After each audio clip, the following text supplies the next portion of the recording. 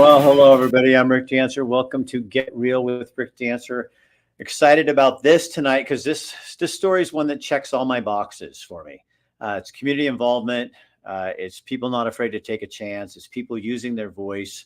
And it's a little bit of government. So everything that makes me smile and laugh and sing. We're talking about Cottage Grove, Oregon. They had some issues with homelessness there, just like many communities around the West Coast have. Community didn't like the way some of the city councilors were handling it, and so they recalled them. Now, it didn't just happen. It took a lot of effort and a lot of anxiety, and now they're working to build the community back together and take care of the homeless problem the way they think that it should be, not the way that a few councilors wanted it to be. So we're going to get right into that, but first we're going to tell you about our sponsors. Albert Taylor, working with people with different abilities in our communities, Springfield and Eugene. They're always looking for employees, people to work there. They're awesome people and do a wonderful job of caring for people who don't always get looked at the right way. Matt McCarl, New Leaf Hyperbarics and Wellness Center. He is one of our sponsors as well. If you've never had hyperbarics done, you really, really, really need to try it. It's just awesome. And Matt is the guy to kind of talk you through that process and show how that works. Also, New America Funding. Greg Hinkle right here in Montana. He can help you with mortgages. He knows how to move you from Oregon to Washington to Idaho to Montana. There's special rules to all that, and he understands what they are and how they work. Rains Heating and Air Conditioning in Creswell, Oregon. If you are not on their program where they come check your stuff, do it before fall, because once fall comes, you are going to wish that you had your heating and electrical all working and doing the things it's supposed to do. And Montana Oral Surgeons and Dental Implant Center with offices in Butte, in, they have so many, Bozeman, Great Falls, and Helena. And the best part is they put you out. When they take out your teeth, they put you out. And I'm talking out. And that's the kind of place I want to go if I'm going to do something like that. All right, let's get right to our topic. I'm going to bring on Mike Borg and Johanna. Johanna, it's good to have you here, both of you. I'm sure you two are looked at as kind of troublemakers in Cottage Grove right now, aren't you? That has been said. That has been said. So start with either one of you. What was the instigation for this? 3 city councilors were recalled. Voters, this was just a recent decision. And how did this all begin? Either one of you, just take off. I think, Mike, you're the one who filed the initial paperwork. I sure did. And really, it started when I found out about the unhoused being moved into a neighborhood, and particularly my neighborhood. Just to give you a little backdrop, the city purchased some land that had come up for auction, outbid everybody on it, and went in and plowed down the house and started putting what I call aggregate down and compact in it.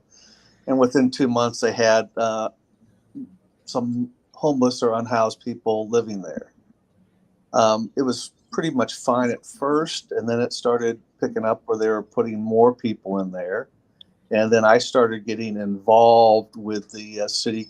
That's when I started going to city council meetings and talking about what their plan was for unhoused in a residential neighborhood where you have kids and things of that nature.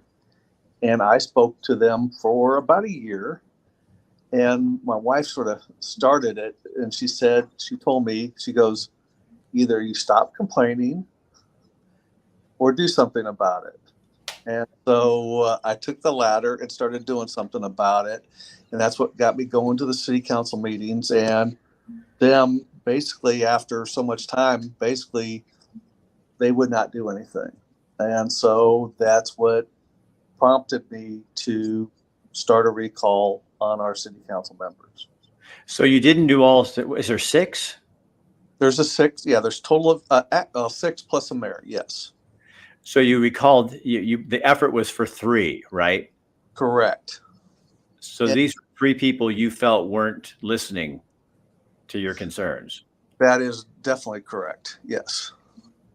And So you, they were probably the biggest proponents of the House First initiative versus the putting any rules or boundaries on any of the unhoused in these areas that they put them in. And so their thought process is provide them a place and they'll get better. But, Joanna can talk to this a little bit better, is if you don't have any rules or boundaries, they tend to take advantage of them. And that's what they did. So Johanna, how did you get involved in this? Well, we had been going to city council. A number of us have been going to city council, and we started to hear their plans to create a shelter in the community, and then also to create these overflow camps. The overflow camps were unmanaged. And we immediately said, wow, this is a housing first, harm reduction model. It hasn't really been successful. We wanted to do this in a community first way. A few of us got together, we developed a strategy, and this was when we had about 20 to 30 unhoused people in our community. And we presented at a work session our strategy, and pretty much were ignored. And they just went forth with their plan. And we consistently spoke up at council, like almost every time there was somebody saying, we don't approve of this, we're very concerned about it. I talked about a state-created danger with these unmanaged camps. You have people who have violated other people in these camps, who now they're being told you must essentially sleep next to them in this chain-linked area. And we were really concerned. And in fact, the first night someone was required to sleep in this camp for fear of being cited for sleeping on public land, they took their own life, a young man. And we have since seen a number of deaths in our community. A young man found on a bench in one of the parks. Another one found actually at the managed site. He had been in his pallet shelter for more than 2 days before he was discovered, because they didn't want to disturb his privacy or something. That's not what I call a managed shelter. So I didn't know Mike. I didn't know him from anything. I'd heard him speak a couple of times. He lives next door to one of these unmanaged camps. He was complaining and not getting any response from them. And at one point we had heard that he initiated a recall, and we're like, oh, it wasn't something we were thinking of doing. We were concerned. And so because I'm involved in a few groups, I invited him to speak to these groups, and it just grew from there. People were like, yeah, I want to get involved. So we ended up, yeah. So go back to so were these, I'm just going to call them, these people, these homeless folks, were they from your community? So initially we had, again, about 20 to 30 unhoused in Cottage Grove. But as soon as a shelter was brought in place by an outside organization, Carry It Forward, came to manage that first shelter, word got out, and Carry It Forward recommended we create an overflow camp for the 8 people that didn't qualify to be in that shelter that they created. 8 people. Well, when word got out that we had free camping, free electricity, porta potties, water, and our community actually provides a lot of handouts, a couple of organizations, and they came down from Eugene. We did outreach, one of our groups that does outreach, and they said, oh, there's about 20 of them here from Eugene. They were coming from Coos Bay, from Roseburg, from Bend, from Portland. And we spoke to them and got their stories. So we knew who these folks were. And no, there was only a minority of them at that point that were from Cottage Grove. And now we're looking at over 200 in our community. So right now? Yeah. Between, since now the managed camp ran out of money. So there's only 2 unmanaged camps currently. And there's more people coming in and setting up camps at different areas throughout our community. So it's more than our town has the resources to handle. So the trajectory was just really bad. And that's why I, got involved, not as much the first time, but very much so the second recall attempt. Because the first time you didn't get enough, they didn't get enough Well, signatures. we actually did get enough signatures. When I say we, they, Me- over 800, and you only need 654, but there were some paperwork errors. It's not an easy process to do this. Oh my God, no, they've made it so, for those of you who aren't in Oregon, the process to do this Yeah. is basically, you have to sign the paperwork, arm here, and then Right. and then with your other hand going this way. I'm kidding, obviously, but Right, they right. make it's for somebody who doesn't really understand the process. They're looking for you to make a lot of mistakes. So this is the funny part. I think it's kind of funny. So Johanna goes and finds out how to do this, and then you start holding classes teaching people how to do the petition signatures. Well, yeah, I help with the training because you have to train the people on how to do it. It's again, you can't be signing. Anybody who's done a petition, you can't sign outside the lines. You can't sign somebody else's name. You have to be present and watch, them do it every time. So it's very, very particular. There's a lot of administrative stuff here. So it was a learning curve for a lot of people to do this. And I ended up going out myself to get signatures and just talk to people. But you said people started coming out of the woodwork to help. Oh, it was amazing. I mean, we had people who were, from graphic designers and web people to, just people with all sorts of different skills, and other people who said, look, I don't want to do anything else, but I'll get signatures. That's it, and we were down to the wire. People were dejected. We were down to honestly, about 10 days. And people were just they were worried. We weren't going to have enough signatures, and the momentum was low, but so many things kept happening. The council just kept ignoring, mocking, name calling, whatever.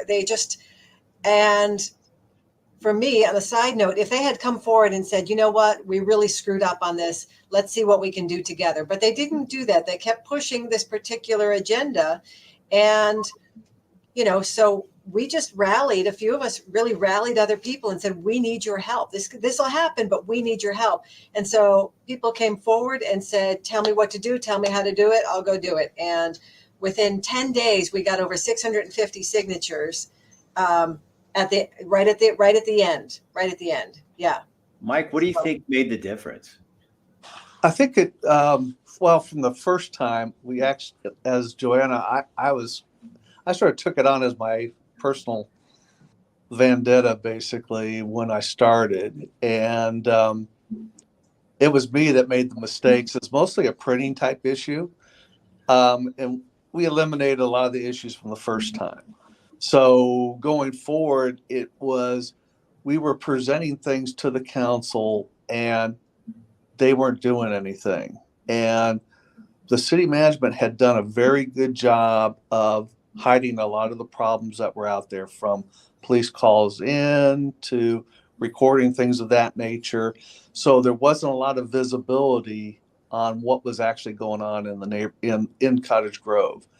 And there was, I'd say, half the population 6 months ago didn't know about the unhoused problem in Cottage Grove until we showed them what that problem was. Because Cottage Grove it's a working community. I mean, most people get up in the morning and then go from there and come home, have dinner and go to bed, and then get up the next day. They're not involved in day-to-day politics. They're thinking that the politicians or the city council members there are going to take care of them.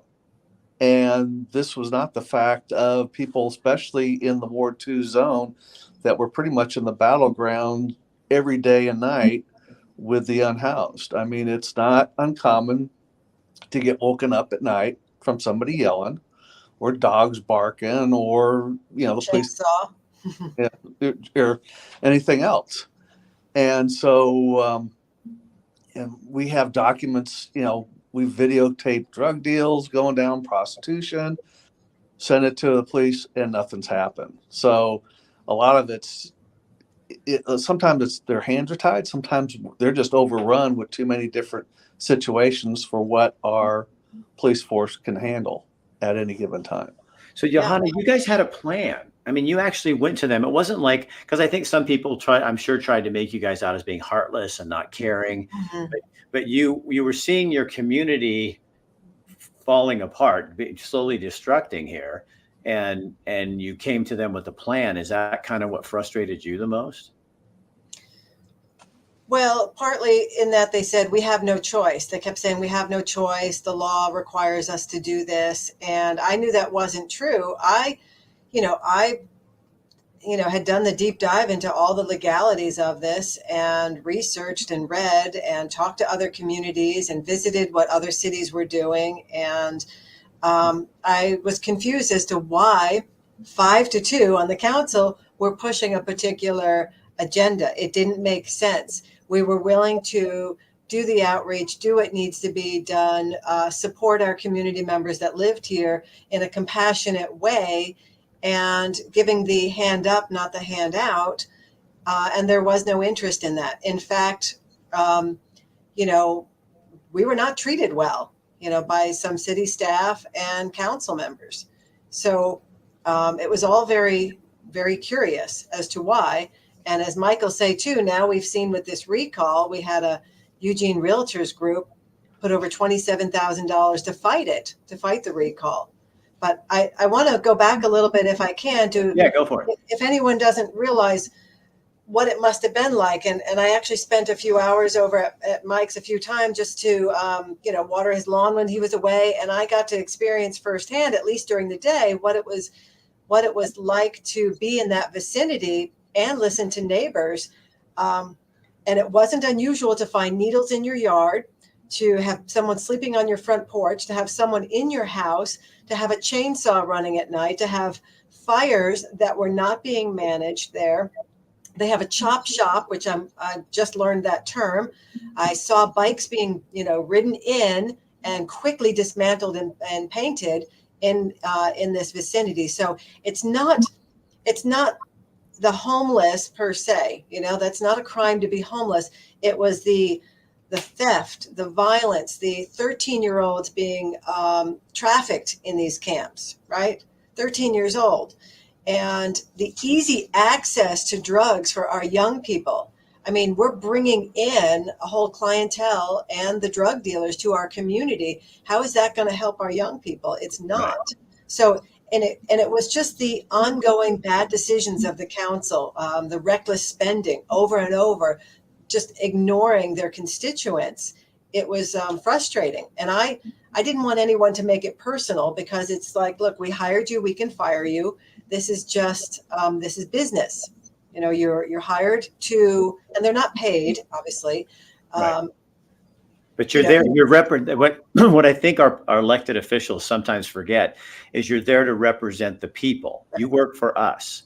Right. And when a group of people comes in, and it's kind of like, I think this homeless issue has just scared the hell out of people and cities. They don't want to step on, they don't want to look. So it stops them. I'm not going to say they don't want to look. I say here's the pat answer. We can't do it. This is what was said. Mm-hmm. And so any other ideas are going to take effort and work. And it's just easier to let it go and do this. But you were seeing your community get Right. It was growing. It was more and more people were being victimized. And we got people to start talking with each other and sharing stories, and people, the amount of bikes and scooters and, just tools and things like that were being stolen. We've got pictures and footage, and the paramedics would basically say, look, we go into these camps 5 to 6 times a week for overdoses or assault. We actually had people from the camps go to council and said, please start enforcing some laws there, or some rules, because they're stealing and there's assault. So essentially you've got, and they're saying, and they told us there's, young teens being trafficked in there. These were your local homeless people who deserve to be in a place that is responsible. But what you did was it ended up attracting people from other areas, because you're 40 minutes, 30 minutes, basically south of Eugene, for the people who are not in the Oregon area, and a little community, much easier to hide. And so you get this element. When you look at what happened, so the whole picture, have you done any research? How does the Supreme Court decision in Grants Pass impact all this? Do you know? So I did. I sat in on the webinar with our city's insurance carriers. And because HB 3115 went into effect, which essentially says that if a municipality is going to have an anti-camping ordinance, right, if you're going to enforce it, it has to be reasonable per time, space, and manner, right? Which means, if you, so they can't, so they can have the ordinances, but Oregon made it harder on the municipalities with this. So the concern is that people from California, people from the other states in the Ninth Circuit District are going to be coming to Oregon because of these more lax rules for them. So I do know that the legislature is going to address that next year. However, it's easy enough to say it is reasonable that you don't allow camping in parks with playgrounds. It is reasonable to not allow them near schools. It is reasonable to not allow them in parks where you have regular events. So we love isn't it also reasonable that if I'm Mike and I live in a neighborhood that happens to be next to an area that would be an easy park, that I have property values and I paid for this property and I'm paying taxes on this property, and the city is supposed to take care of the taxpayer too, that I can say I don't want a bunch of campers up and down my street. I think that's I would bet most people in my audience right here would think that's pretty damn reasonable to expect. If I went down and camped out in front of the federal courthouse building, they'd come and ask me to leave. Yeah. But I mean, we have to also realize too, this isn't compassion to give them this space. As I said, You're not giving them a place to live, you're giving them a place to die. And they're living in their own squalor, human waste and needles throughout the camps. The odor is horrific. The rats are terrible. This isn't safe for them. It's a state-created danger, which is a legal principle. And any one of those people or their family members could sue the city for the conditions that have been created there that are actually sanctioned by the city. When this started happening in Eugene and I started talking about the lawlessness, not the homelessness, but the lawlessness that went along with it, because businesses were being ripped off, neighborhoods were being destroyed, fires that they set not to burn something down did, and that kind of thing. And all of a sudden it was, oh, you're anti-homeless and you're not compassionate. And I thought, how is it compassion to allow people to suffer drug addicted on the streets of our communities and not do something about it? Right. And we throw money at bullshit, but don't do anything real. Like, why don't they have, Willamette Family and agencies out there on the streets, really taking care of these people. And part of that is the thing we can't all talk about, but you and the three of us can, is it's like honey to a bee. If you start giving everything away, you're going to attract more. And here's the thing that used to bug me, Johanna. I would go. Can you still hear me? You're crackling. There's something going on. Okay. Is it still? Am I still doing that? Sounds fine. Okay. It's now I lost my train of thought. Difficulty. Here, you guys. How do you? I think we need to come up with a better way of addressing this issue, and not just. I used to go down to the streets and I'd ask people when I was in Eugene. I would ask people, "What is it that? Why are you here? Where'd you come from?" And they're really open.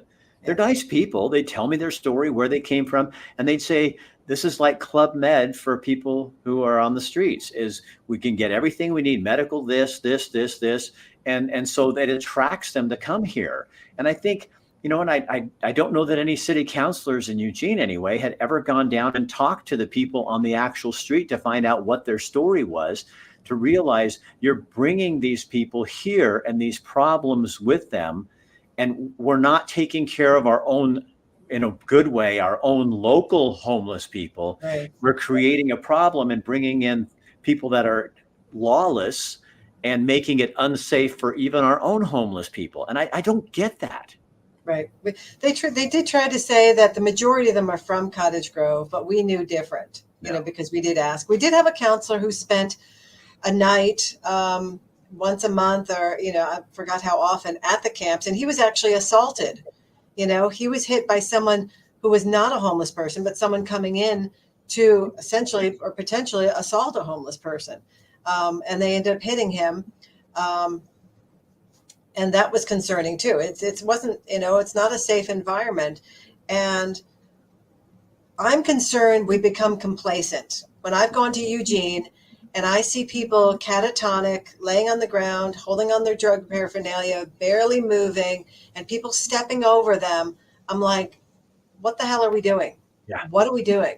This is, we're becoming desensitized to it. And that's not okay. That's not okay. I'm actually the board chair of our warming shelter, and we've been on pause the past couple of seasons because the city and the managed site, we're going to be taking care of it.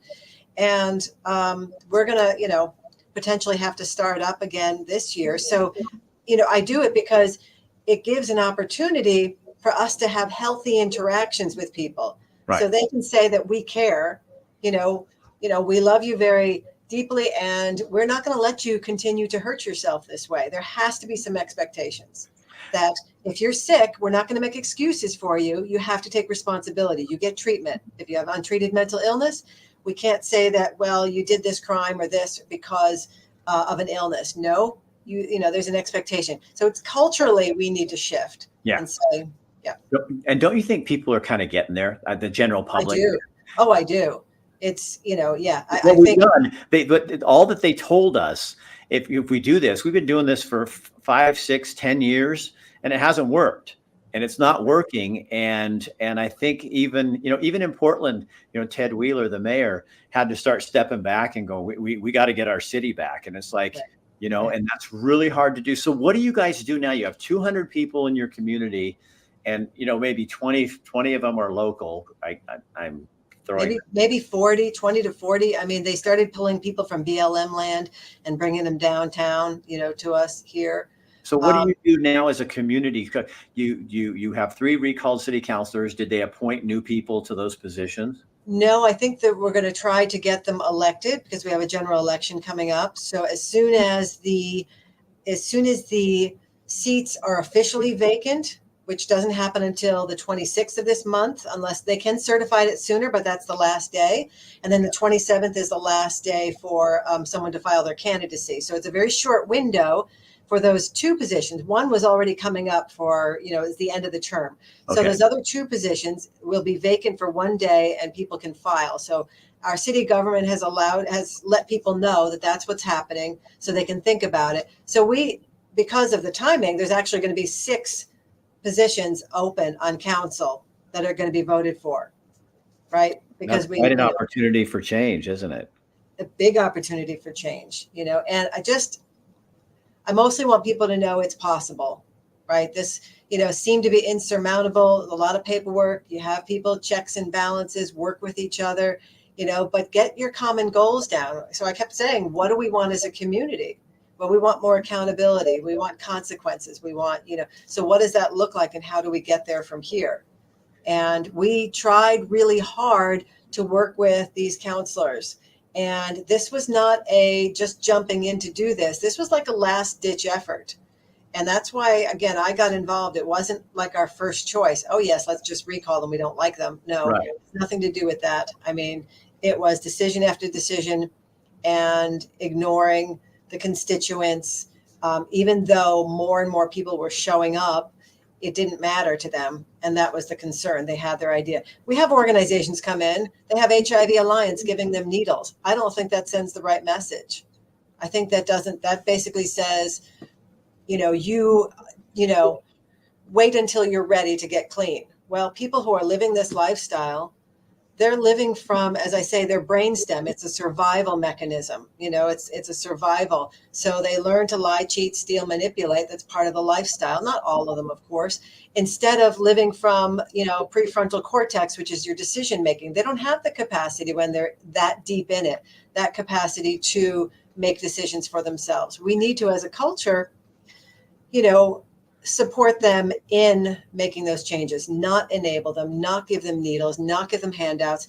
So one of our groups has been handing out, Book Toxic Charity by Robert Lupton. We're asking churches, civic groups to rethink charity, partner with someone, have an energy exchange, work alongside them. Don't just give all the food out, give all the services out and say, oh yes, we served, 200 meals this week, or we served this. That doesn't really say a whole lot, but that's how grant money comes in, right? That's the metrics they use, how many people served, as opposed to, the end result of, what does the community now look like? How many people transition to long-term housing? How many people are drug-free, crime-free, and employed? Because don't you think when you're just giving out needles and stuff like that, and I'm sure people will criticize me, but whatever, that you're almost not giving them any hope, or you're not having any, you're like, I have no faith in you that you can pass this, or I'm not even bringing a counselor. Here's a counselor who can talk to you or something. I'm just saying, here's a free, how does that solve anything? Right. It doesn't. I had the opportunity to visit the Other Side Academy in Salt Lake City, Utah. And what they're doing at that program, it's a life skills, vocational skills program, 2.5 years long, free to participants, peer run. They had about 120 mostly recovering addicts there. And, I said, how did that feel when they would give you needles or basically tell you how much drug you can take so that you don't overdose, because they had places like that. And overwhelmingly, they were saying, I didn't feel like they cared. It sent a wrong message to me. It didn't help me. And they had been warned by other people to stay away from places and organizations that do those things, because it just keeps you in this loop. It keeps you in that cycle, rather than saying, I'm not judging you as a person. I'm judging your behavior. What you're doing is harming yourself and potentially killing yourself. And I'm not okay with that. And I'm happy to take you to this program, happy to drive you here, but it's not okay for you to come and shoot up on my doorstep. It's not okay for you to steal from me, or to stay up all night, or to run a chainsaw at 10 o'clock at night, disturbing the neighbors. It's not okay. But we're doing that from a foundation of love, right? We're course correcting. We're course correcting in our community. Do you think as a society we need to really stand back and look at how we're, I look at I was talking to somebody who owns a business, and they had to close here in Montana, and they had to close once a week because people were just calling up and, oh yeah, I'm not showing up for work today. And they can't keep people on. And that's a story you hear over and over again, but we almost have taken away the expected decency of being, when you're supposed to be, when you're an employee, you do what the boss wants you to do, and respect, my boys, and I'm not bragging, I'm just saying my guys never not show up for work like that. I mean, but we have a whole culture of people who think that that's okay. And it's hard to go back and redraw those lines, but it's almost like, that's what I think what you guys have done is really interesting, because people got angry enough and upset enough and tired enough, and that they said, okay, you know what, we're going to do this. And to get that many people active and really participate and show up has to say that somebody wasn't listening, and we have everything backwards. The tail's wagging the dog instead of the dog wagging the tail. Right. They tried to, name call in the beginning, saying we're just a small handful of bullies. We're trying to push an election with a low voter turnout time, a special election. Oh, it's going to cost way too much money. Everything they could do, but they never would address the issues. They would say, well, addressing these problems takes time. And, but there are people who've been complaining for over 4 years because they had moved some of the camps around initially until they developed these bigger camps.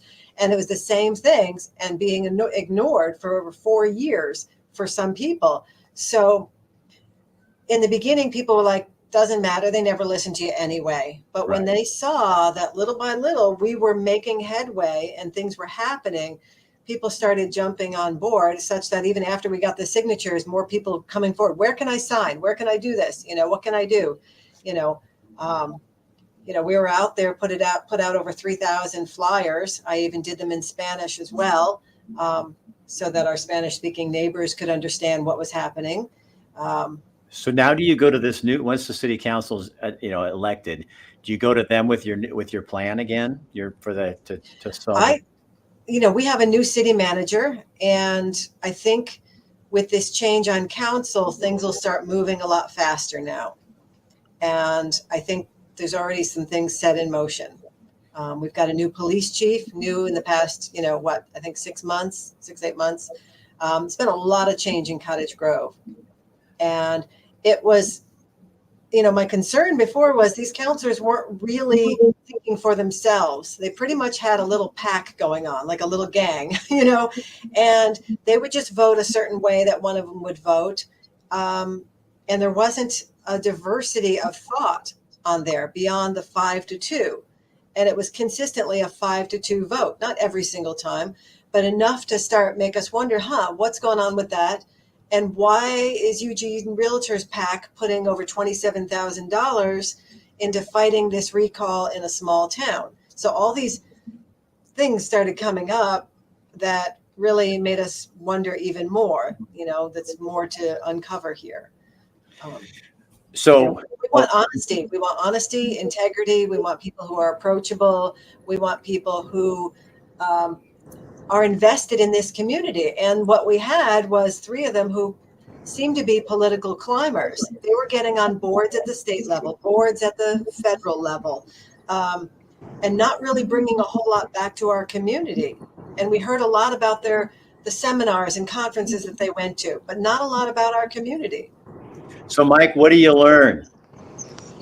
What about this? Or I think that was the biggest thing was every time we talked to them, they never had a solution to any of the problems within our community. And I brought forth a couple of initiatives that I wrote up and set forth through the city attorney. She approved them. And, one was like dusk to dawn. Another one was with our parking problems within the town with some of the campers. Basically, our law in town is if you park somewhere, you've got 3 days. They tag it. You have another 3 days. So here, Mike, here's my question though. Okay. What I think you've shown people is that you have to, apathy is the enemy. Oh, absolutely. You have to stand up and fight. And the biggest thing that they said here is we were a minority of the town. Right. And in fact, what they were doing was more of the minority in the town. Most people were not in favor of what they were doing, but a lot of times, a couple of our city councilors told me it was our responsibility to take care of the unhoused in our town. I said, I'm fine for helping the unhoused that are in our town, but not from every other city across, Oregon and from outside. Because once famous measure, 110 with our illicit drugs came into effect, that opened up the gate for a lot of people from a lot of other states to come here and use those drugs legally.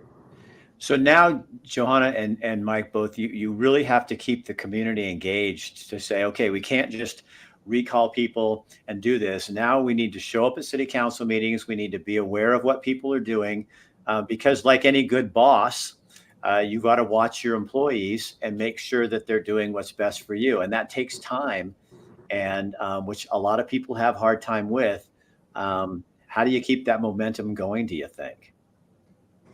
I think it's putting the important, the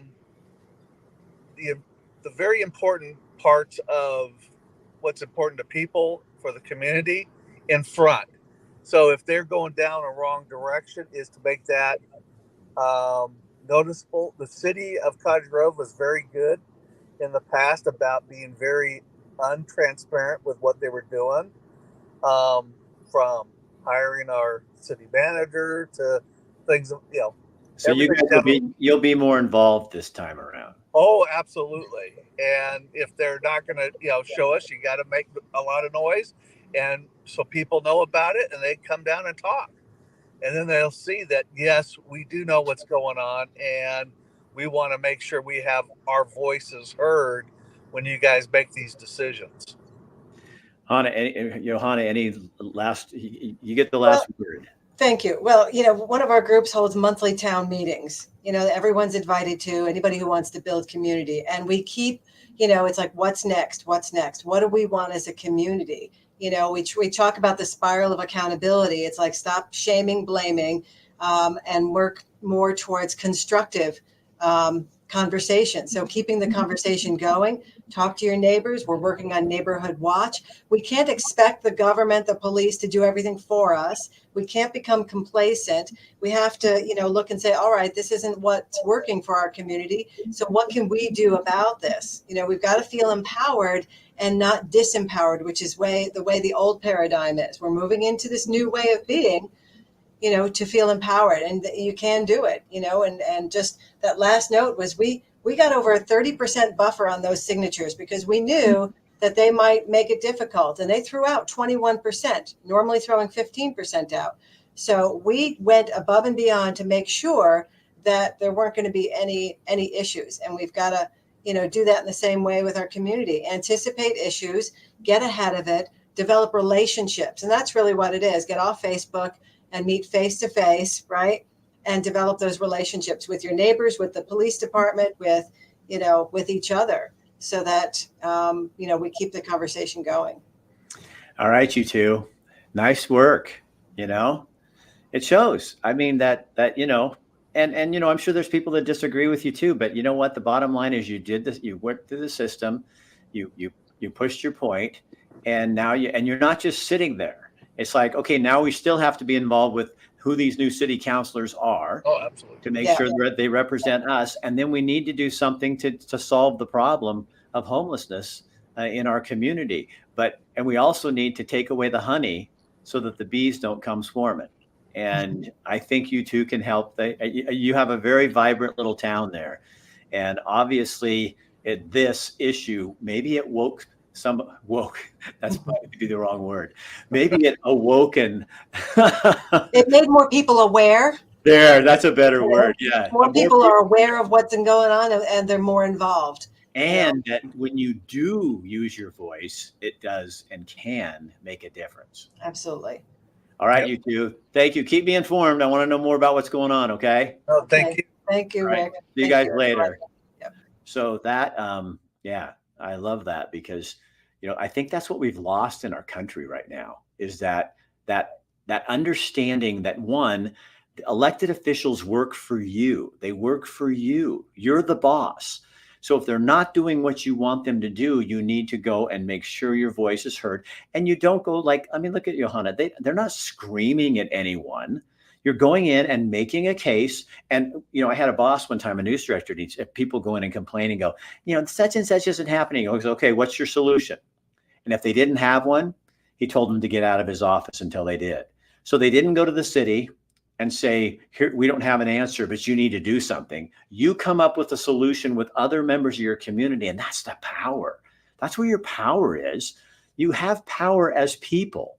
And maybe all this COVID and what we're going through with this election this time, we're learning that, they're not always representing our best interest.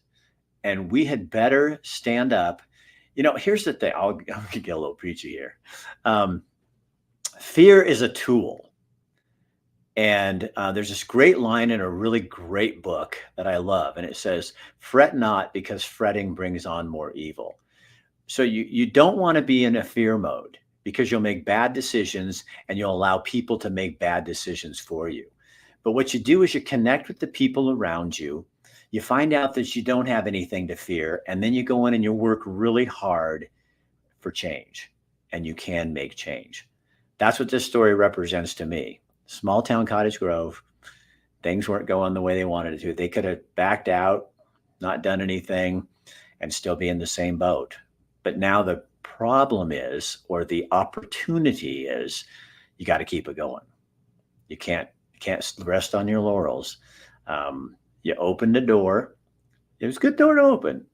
And now you got to go in and make sure that you do the right thing and find out what each of those people running for the city council believes and what they think, and make sure it lines up with your community values, not necessarily what you want, but what are your community values? To take care of the homeless, but not allow them to take over our community. That's one of them. Safe streets, all those things that Cottage Grovians, is that what you are, Cottage Grovian? What the hell? I just made up a new term if it's not.